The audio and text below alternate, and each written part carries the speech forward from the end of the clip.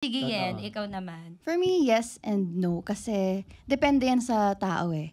Sa POV, religion, upbringing, mga beliefs nila and morals. Virginity is a social construct. So, gawa-gawa lang siya ng society. It's not actually a real thing. But then, it's a social construct made to control women.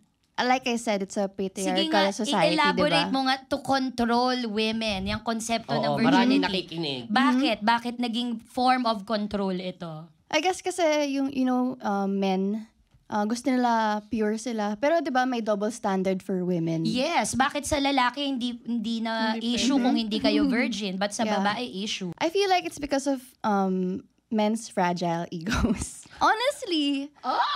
Fragile ang ego. Bakit ka nakatingin sa akin? Ikaw na kasi ang lalaki sa Or discussion. like fragile masculinity in general. Siguro nahihirapan sila, 'di ba? May gumalaw na dyan, ayoko na dyan. May choice sila na yung virgin na lang. It's like, kasi nga they see women as objects. So, yung virginity, it's something they feel that they're taking. But they don't actually take anything. Kasi yung virginity, di ba, a woman's vagina, yung hymen nila, it's just a thin lining and it can go back to normal